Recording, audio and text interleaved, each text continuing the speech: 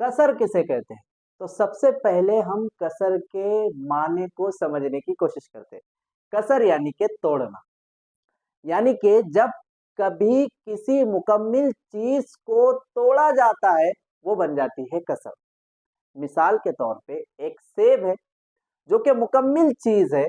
सेब के अगर दो हिस्से किए जाएंगे वो बन जाएगी कसर।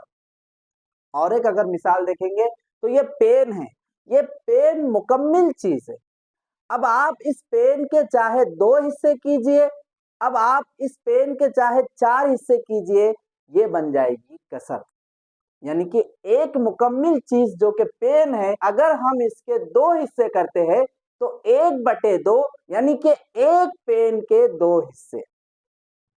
ठीक उसी तरीके से हम यहां पर आपको और समझाने की कोशिश करते हैं।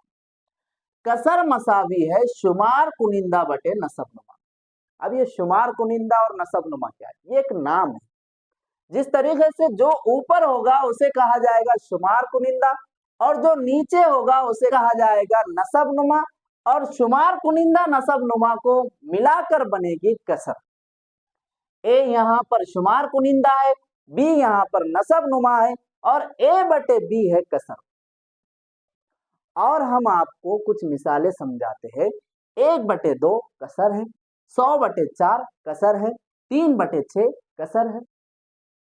अब हम ये समझते हैं कसर में शुमार कुनिंदा की जगह कौन सा अदद रखा जाता है और नसब नुमा की जगह कौन सा अदद रखा जाता है। तो शुमार कुनिंदा की जगह हमेशा वो अदद होते हैं जिसको हमको तकसीम करना होता है, और नसब नुमा की जगह वो अदद होता है जिससे हमको तकसीम करना होता है।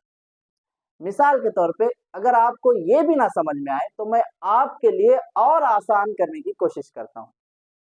जैसा कि शुमार कुनिंदा की जगह चीजों की तादाद होती है और नसब नुमा की जगह हिस्सों की तादाद होती है।